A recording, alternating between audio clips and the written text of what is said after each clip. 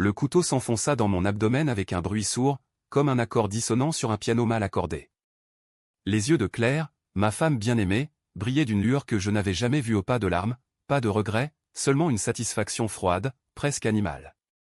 Pour notre avenir, mon amour, murmura-t-elle en se penchant pour m'embrasser sur le front, tandis que le sang chaud inondait le tapis perçant de notre appartement haussmannien, et que Paris, dehors, continuait son indifférence éternelle.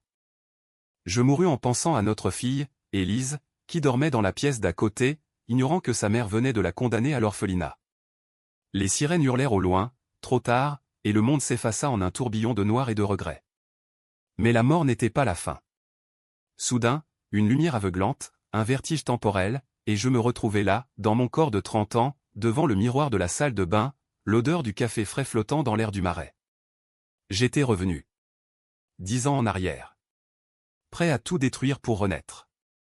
Paris, cette ville de lumière et d'ombre, m'avait vu naître et me voirait renaître en vengeur. Claire, cette vipère aux lèvres carmin, avait tout orchestré, l'adultère avec mon associé, le détournement des fonds de la galerie d'art que nous avions bâti ensemble, et ce meurtre pour toucher l'assurance vie. Mais cette fois, je savais. Chaque secret, chaque mensonge. La revanche serait un opéra sanglant, avec moi en chef d'orchestre. Je clignai des yeux, et le reflet dans le miroir n'était plus celui d'un homme brisé, mais d'un jeune galeriste ambitieux, avec des cernes légers sous les yeux et une barbe de 3 jours qui me donnait l'air d'un artiste maudit. Ma main trembla en touchant mon ventre intact, sans la cicatrice fantôme de la lame. C'est impossible, murmurai-je, mais mon cœur battait la chamade, confirmant la réalité absurde. Le 15 juin 2015. La date exacte où tout avait commencé à basculer, 10 ans avant ma mort. L'exposition inaugurale de la Galerie Lumière, notre rêve commun avec Claire. Ce soir-là, elle avait ri à mes blagues, posé sa main sur la mienne, et déjà, dans l'ombre de son regard, germait la trahison. Je sortis de la salle de bain, pieds nus sur le parquet craquant, et vis Élise, alors une fillette de 5 ans en train de colorier un chevalet imaginaire avec ses crayons. « Papa, tu vas me montrer les tableaux aujourd'hui » demanda-t-elle, ses boucles blondes cascadant sur ses épaules. Mon cœur se serra. Dans ma vie précédente, c'était ce sourire innocent qui m'avait maintenu en vie après la mort de sa mère ou une disparition accidentelle, avait-on dit. Mais je savais la vérité, Claire l'avait empoisonné lentement, pour hériter seule, me laissant pour mort ensuite. Élise avait survécu par miracle, adoptée par une famille aisée, mais traumatisée, errante dans les rues de Montmartre avant d'être sauvée. Cette fois, je la protégerai. Coûte que coûte. Le téléphone sonna à mon associé, Laurent, avec sa voix mielleuse. « Antoine, mon vieux, l'exposition est un triomphe. Viens fêter ça au Fouquet's ?» Laurent, ce serpent en costume 3 pièces, qui avait couché avec Claire pour sceller leur pacte. Ensemble, ils avaient falsifié les comptes de la galerie, détournant des millions pour financer leur fuite vers la Côte d'Azur. Moi, l'idéaliste, j'avais tout signé sans vérifier. Aveugle. Confiant. Mort. Je raccrochais, feignant l'enthousiasme. J'arrive. Mais en chemin, dans le métro bondé qui filait sous les boulevards haussmanniens, mon esprit bouillonnait. Je me rappelais chaque détail, la nuit où j'avais surpris Claire et Laurent dans l'atelier, leurs rires étouffés derrière la porte. Il est trop naïf, ce pauvre Antoine, avait-elle susurré. Puis, le chantage subtil pour me forcer à investir plus, les faux contrats, et enfin, l'invitation fatale à un dîner romantique où le vin était drogué, me rendant impuissant face au couteau.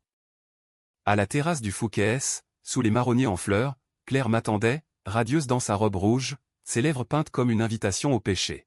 « Mon amour, tu as l'air différent », dit-elle en m'embrassant, son parfum de jasmin envahissant mes sens. Différent ? Oui, j'étais un fantôme revenu des enfers, et son baiser me donna la nausée. Laurent arriva, tapotant mon épaule avec une familiarité feinte. À notre succès. Nous trinquâmes au champagne, mais je sirotais à peine. Au lieu de cela, j'observais. Les regards volaient entre eux, la façon dont Claire touchait distraitement son collier ou celui que je lui avais offert, financé par les premiers prêts de la galerie. Ce soir-là, dans ma vie passée, j'avais bu trop, ri trop fort, et signé un chèque fatal pour une extension imaginaire.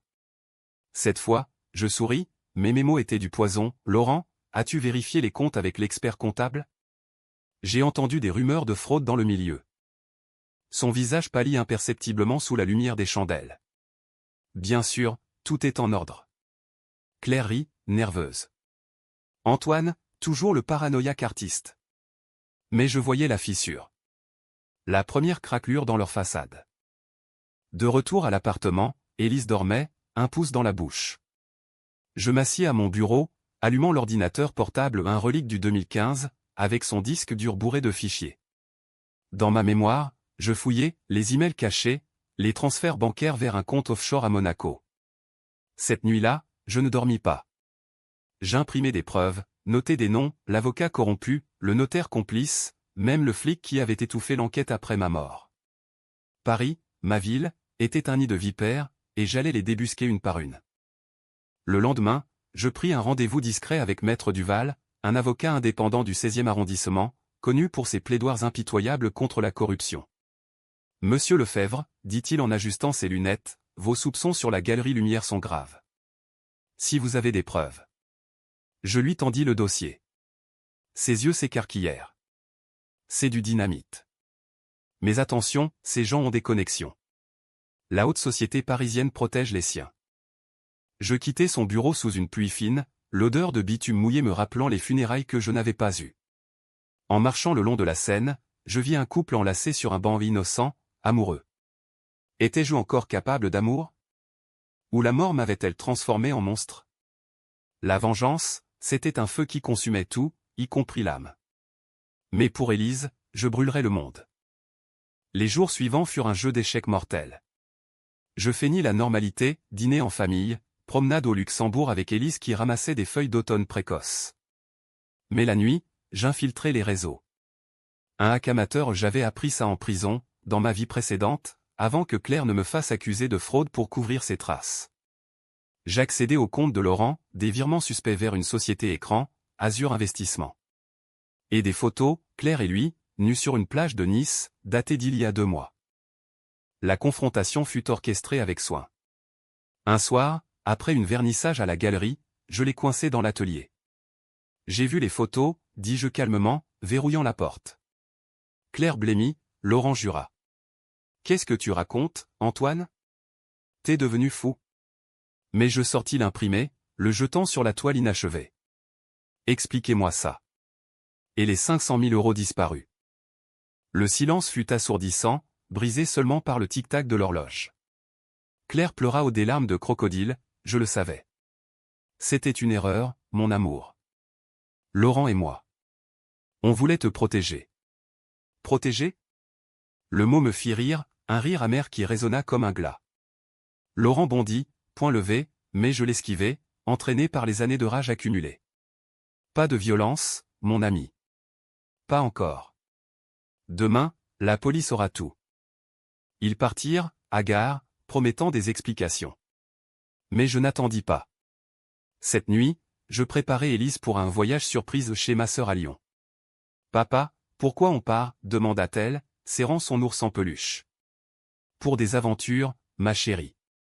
Les vraies. » Au lever du soleil, alors que Paris s'éveillait dans un brouillard laiteux, les sirènes hurlèrent pour de vrai.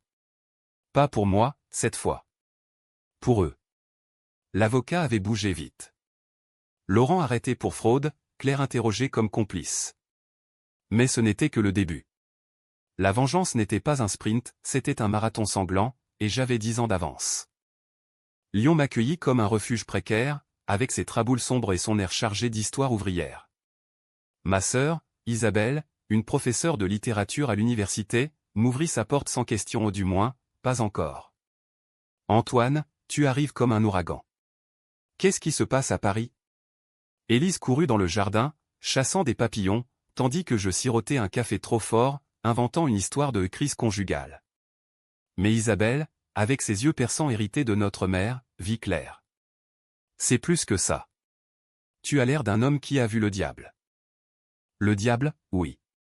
Dans le miroir de la salle de bain lyonnaise, je revoyais Claire, son sourire carnassier.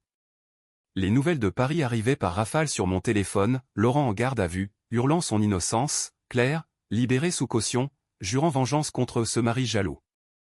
Les tabloïds s'en délectaient au scandale à la galerie Lumière, trahison et millions volés.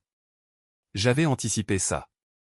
Dans ma vie passée, après ma mort, elle avait retourné l'opinion publique contre moi, me faisant passer pour un tyran alcoolique. Cette fois, j'avais planté des graines, des témoignages anonymes de clients floués, des emails leakés à la presse. Mais la trahison allait plus profond. Ce soir-là, seul dans la chambre d'amis, je fouillais mes souvenirs enfouis. Le secret que Claire chérissait tant, notre rencontre n'était pas le coup de foudre romantique qu'elle racontait. Elle était venue à la galerie comme assistante, envoyée par son père, un magnate immobilier véreux, pour espionner mes contacts. J'avais été son premier pigeon, mais pas le dernier. Le meurtre d'Élise? Pas un accident. Claire avait découvert que notre fille était en réalité la mienne d'une liaison passée avec une muse, une peintre morte jeune. Élise, aux yeux verts comme les miens, menaçait l'héritage pur que Claire voulait pour nos enfants imaginaires. Elle l'avait droguée avec du laudanum dilué dans son lait, simulant une méningite. La rage me submergea, un raz-de-marée qui me fit frapper le mur jusqu'au sang. Étais-je un monstre pour vouloir la même chose en retour? Non. La justice était aveugle, la vengeance, elle, voyait tout. Le lendemain, je contactai un privé, un ex-flic limogé nommé Moreau, opérant dans les bas-fonds de Belleville. Je veux tout sur Claire Lefebvre. Son passé, ses amants, ses dettes. Il rit, rauque. Ça coûtera cher, monsieur. Et dangereux. Cette dame a des amis haut placés. Les jours s'étirèrent en une attente fiévreuse. Élise s'adaptait, apprenant à faire des crêpes avec Isabelle, riant pour la première fois depuis Paris. Moi, je lisais les rapports qui arrivaient goutte à goutte. Claire avait un frère, un jumeau, impliqué dans le trafic d'œuvres d'art volées pendant la guerre, un secret familial enterré sous des couches de mensonges. Et Laurent? Pas seulement amant, il était le demi-frère caché de Claire, fruit d'une liaison illégitime de leur père. Leur alliance était du sang, pas seulement de la luxure. Ils avaient planifié ma chute dès le début, pour fusionner la galerie avec l'empire immobilier. Un appel de Paris brisa la routine, maître Duval. Antoine, c'est pire que prévu. Laurent a un alibi pour certains transferts à un notaire, Bernard Roux a falsifié des documents. Et Claire? Elle porte plainte pour harcèlement. La police fouille votre appartement. Mon sang se glaça. Il contre-attaquait. Je raccrochai, alertant Moreau, accéléré. Je veux Roux. La nuit suivante, sous un ciel étoilé inhabituel pour Lyon, Moreau me livra un dossier jauni, avec des photos granuleuses. Roux, un homme bedonnant aux moustaches jaunies, avait été l'exécuteur des basses œuvres du père de Claire. Meurtre discret, disparition d'héritier gênant. Dans ma vie passée, c'était lui qui avait fourni le couteau, empoisonné le vin. Il vit à Neuilly, dans une villa gardée, grogna Moreau. Mais il a une faiblesse, les putes mineures. Du chantage facile. La décision fut le premier craquelure moral. Aller à Paris? Risquer Élise. Ou frapper d'ici, par procuration? Je choisis le compromis, un email anonyme à Roux, avec une photo compromettante jointe à un mineur, flou mais reconnaissable. Retirez-vous, ou ça sort. Réponse immédiate, qui êtes-vous? On peut négocier. Négocier? Je ris. La vengeance n'était pas un marché, c'était une sentence. Roux se retira, annulant ses faux témoignages. Laurent craqua sous pression, avouant les fraudes mineures. Mais Claire?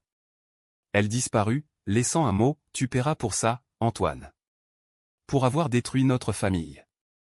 Famille? Le mot me brûla. Elle fuyait vers le sud, vers Monaco, avec les restes des fonds. Je bouclai mes valises. Isabelle, garde Élise. C'est une chasse.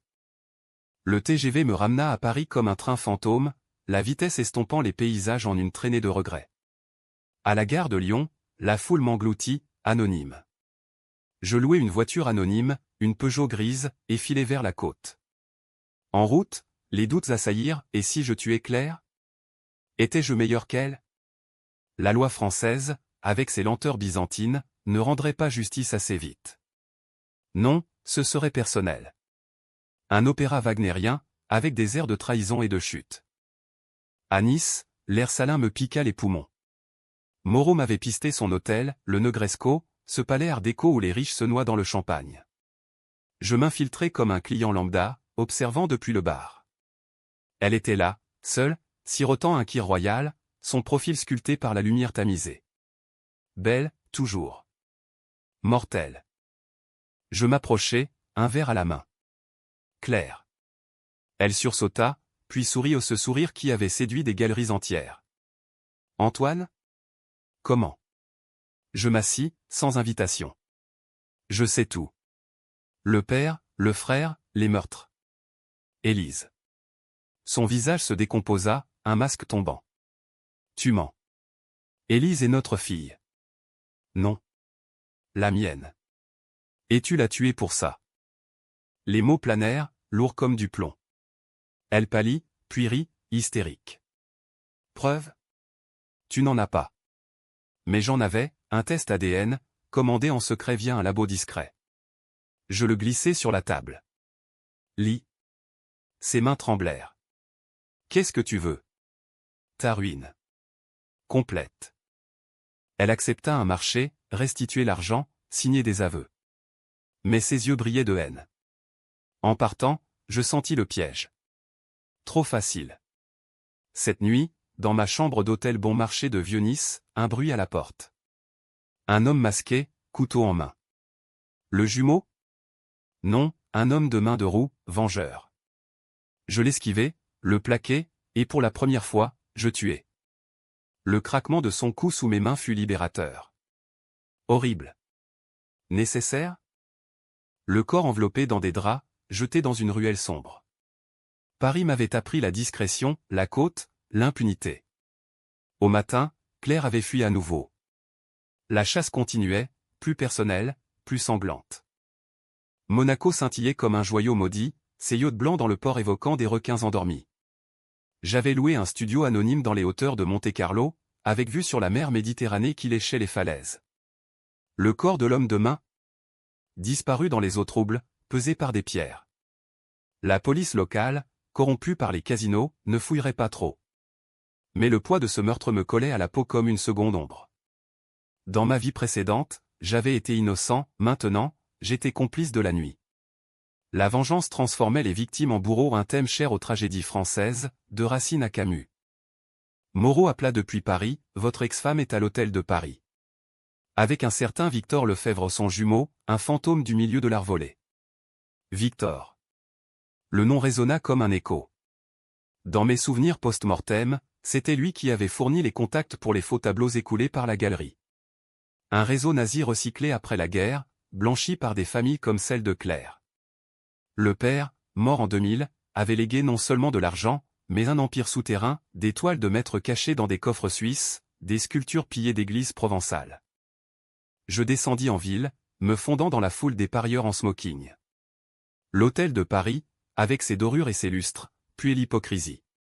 Claire et Victor dînaient en terrasse, murmurant sur fond de jazz discret. Ils ressemblaient à un double maléfique d'elle, mêmes lèvres minces, mêmes yeux calculateurs. Je m'assis à une table adjacente, commandant un pastis pour masquer mon observation. Leurs mots flottaient, Antoine c'est trop. Il faut l'éliminer définitivement. Victor hocha la tête. Comme père l'aurait voulu. Avec le gaz, discret. Le gaz. Comme pour Élise. La bile remonta. Je payai et sortis, composant le numéro de Duval, besoin d'aide légale urgente. Un réseau de trafic d'art. Il jura. C'est de la haute trahison, Antoine. Interpol s'en mêle. Mais la loi était lente, moi, j'étais rapide. Cette nuit, je piratai la caméra de sécurité de l'hôtel, un tour appris dans les geôles imaginaires de ma mémoire. Image granuleuse, Victor recevant un colis, masqué, dans une ruelle. Le lendemain, un colis anonyme à Victor, la photo du colis, avec une note, le prochain est pour vous. Panique. Ils fuirent vers Gênes, en Italie, mais je les pistai via un traceur GPS sur la voiture de location de Claire, un gadget bon marché acheté à un marché noir niçois. La route côtière, sinueuse, offrait des opportunités. Près de Menton, je les doublai, feignant une panne. Besoin d'aide. Claire reconnut la voiture. Antoine. La confrontation fut électrique, sous un soleil impitoyable. Victor sortit un pistolet à un Beretta nickelé, clinquant. Fin de partie, beau-frère. Mais je parlais, calmement, je sais pour les tableaux. Le Guernica contrefait vendu à un collectionneur saoudien. Et le vrai, fondu pour l'or. Ses yeux s'élargirent. Comment? Un indice glané dans un rapport de Moreau, croisé avec mes souvenirs. Claire hurla, tue-le, Victor. Le coup partit, sifflant près de mon oreille. Je roulai, attrapai une pierre, et frappai. Victor s'effondra, inconscient. Claire se rua, ongles sortis comme des griffes. Monstre! Tu as tué mon frère. Frère? Plus qu'un complice. J'aurais pu la laisser, appeler les flics italiens. Mais non. Je la ligotai avec des câbles de la voiture, la jetant dans le coffre. Ton tour de savoir ce que c'est, l'enfermement. La Planque, une ferme abandonnée dans les collines liguriennes, louée sous faux nom. Claire, attachée à une chaise rustique, cracha, tu n'es rien sans moi. Un raté qui vend des croûtes.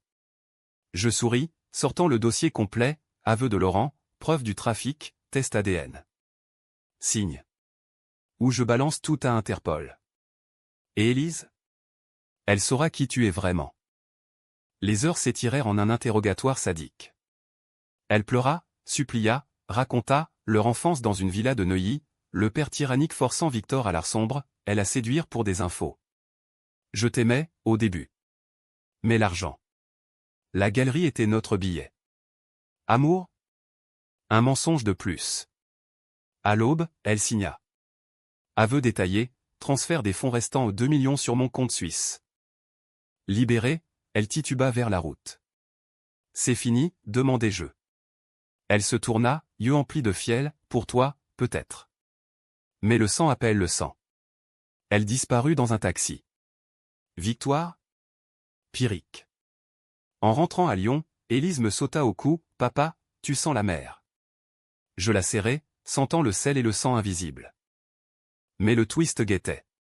Un appel de Isabelle, Antoine, la police est venue. Pour le meurtre à Nice. Quelqu'un t'a vu. Claire. Elle avait vu, filmé peut-être. La chasse s'inversait. Je fuis à nouveau, emmenant Élise vers les Alpes. La vengeance, ce cycle infernal, m'engloutissait. Les Alpes suisses, avec leurs pics enneigés et leurs chalets isolés, semblaient un sanctuaire. J'avais loué une maisonnette près de Chamonix sous le nom de Pierre Dubois, un alias banal. Élise, emmitouflée dans un manteau trop grand, construisait des bonhommes de neige, son rire perçant le silence hivernal précoce. « Papa, on reste ici pour toujours ?» demanda-t-elle, soufflant sur ses mains rougies. « Pour toujours ?» Si seulement. Mais les ombres de Paris nous suivaient, portées par le vent glacial. Moreau, fidèle limier, m'avertit, Interpol est sur le coup. Le jumeau, Victor, a porté plainte pour agression. Et Claire? Elle a un avocat star, Maître Leclerc, qui creuse ton passé. Mon passé. Dans la vie précédente, après ma mort, Claire avait fabriqué des preuves, des dettes fictives, une addiction à l'opium supposée. Cette fois, j'avais nettoyé les traces, mais pas toutes. Un vieil ami, un critique d'art jaloux, pourrait parler. Je passais les nuits à consolider, transfert d'argent vers des trusts pour Élise, faux passeport via un faussaire genevois. Mais le doute rongeait. Étais-je en train de transformer ma fille en fugitive? Les décisions causaient des fissures, j'avais refusé un appel de Duval, craignant une trace. Au lieu, j'envoyais des preuves anonymes à un journaliste de Libération, un certain Renaud, connu pour ses enquêtes sur la corruption. Scandale, la dynastie Lefebvre et le trafic d'art nazi. Les articles explosèrent, salissant le nom de Claire jusqu'au rivage monégasque. Victor riposta violemment. Un soir, alors que la neige tombait en flocons lourds, des phares balayèrent la fenêtre. 2 hommes, masqués, forcèrent la porte. Pour le patron, grogna l'un, matraque en main. Je me battis comme un démon aux chaises brisées, poing dans la gorge. L'un s'effondra, inconscient, l'autre fuit, laissant une carte, Victor te salue. J'appelai les gendarmes suisses, feignant l'effroi d'un touriste attaqué. Vol avec violence. Pas de mention de moi. Claire surgit le lendemain, seul, descendant d'un 4x4 noir. Antoine, parlons. Son visage était pâle, marqué par l'insomnie, mais ses yeux brûlaient toujours. Nous nous assîmes dans le salon rustique, face à face, Élise endormie à l'étage. Tu as gagné, admit-elle. Les fonds sont à toi. Le réseau s'effondre. Mais arrête. Pour elle. Elle désigna l'escalier. Un moment de faiblesse? Ou un piège? Je sortis le Beretta volé à Victor. Pourquoi? Pourquoi Élise? Elle baissa les yeux. Elle n'était pas à moi. Pas vraiment. Père voulait un héritier pur, sans tache. J'ai suivi. Suivi. Le mot banal pour un matricide lent. Je pressais la détente? Non. Au lieu, je la forçais à enregistrer un témoignage vidéo, aveu complet, du meurtre planifié à la fraude. Diffuse-le, ou je tire. Elle obéit, voix chevrotante. Mais en partant, elle murmura, tu es comme nous, maintenant. Un tueur. Les mots me hantèrent. Oui, j'avais tué 2 hommes. Pour la protéger? Ou pour assouvir une soif noire? Les articles de Renault firent l'effet d'une bombe. Victor arrêté à Gênes pour trafic international, Laurent extradé, Claire, sommé de comparaître. La haute société parisienne trembla aux dîners annulés, galeries fermées. Moi? Je rentrais en France, via un vol discret de Genève, me constituant prisonnier volontaire. Je suis Antoine Lefèvre. J'ai des preuves. Le procès fut un cirque médiatique, digne des assises de la cour d'assises de Paris. Claire, en tailleur noir, pleura devant les juges, mon mari m'a manipulé. Mais la vidéo, diffusée en direct, la condamna. Victor hurla des insanités, Laurent se suicida en cellule. Les verdicts tombèrent, perpétuité pour Claire, 20 ans pour Victor. Justice? Ou ma vengeance masquée en loi? Mais le twist frappa comme un coup de poignard. Dans la salle d'audience, un homme âgé se leva, mon père, présumé mort en 2010. Antoine, fils. Je n'étais pas parti. J'ai tout vu. Il avait simulé sa mort pour infiltrer le réseau Lefèvre, vengeant ma mère, empoisonnée par le père de Claire. J'étais orphelin 2 fois, mais pas seul. Il avait financé Moreau en secret, guidé mes pas. La révélation me brisa. Ma renaissance n'était pas divine, c'était orchestré. Père et fils, ombre jumelle dans la nuit parisienne. La cour d'assises, avec ses boiseries sombres et son odeur de cire et de sueur, fut le théâtre final de mon opéra. Paris, dehors, bruissait sous un printemps pluvieux, les platanes du quai des Orfèvres goûtant comme des larmes collectives. Élise, confiée à Isabelle, m'avait envoyé un dessin, un soleil levant sur la Seine, avec papa héros. Héros? Ou marionnette d'un destin tordu? Mon père, ce spectre ressuscité, témoigna en dernier. J'ai feint ma mort pour protéger mon fils, déclara-t-il, voix chevrotante mais ferme. Les flashs crépitèrent, les jurés murmurèrent. Il raconta l'empoisonnement de ma mère en 1995, une overdose maquillée, vengeance du père Lefèvre pour un litige immobilier. J'ai attendu, ourdi dans l'ombre. Antoine n'était qu'un pion dans mon échiquier. Un pion. Les mots me glacèrent. Ma renaissance? Pas un miracle, mais une injection de souvenirs via un psy complice, un lavage hypnotique pendant une thérapie que j'avais suivie en 2014, avant l'incident. Tu as toujours su, au fond, dit-il après l'audience. Je t'ai rendu les mémoires pour que tu finisses le travail. Betrayal profonde. Pas seulement Claire, mon propre sang m'avait manipulé. Dans la cellule provisoire, je hurlais en silence. La vengeance, ce feu purificateur, n'avait été qu'un leurre. Père voulait l'empire Lefèvre anéanti, pour honorer ma mère. J'étais son instrument, forgé dans la douleur. Claire, menottée, croisa mon regard lors du verdict. On est pareil, articula-t-elle sans son. Perpétuité, confirmée. Victor, 25 ans. La galerie? Saisie, transformée en musée public.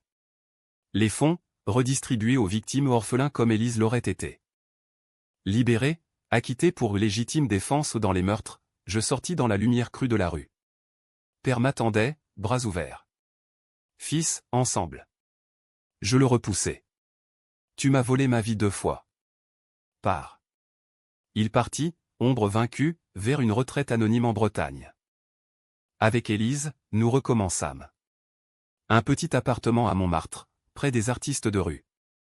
Elle apprit le piano ironie du sort, les notes de Chopin flottant comme un baume. Papa, Pourquoi tu pleures parfois demanda-t-elle un soir, ses doigts dansant sur les touches. Parce que j'ai vu des fantômes, ma chérie. Mais ils sont partis. La fin?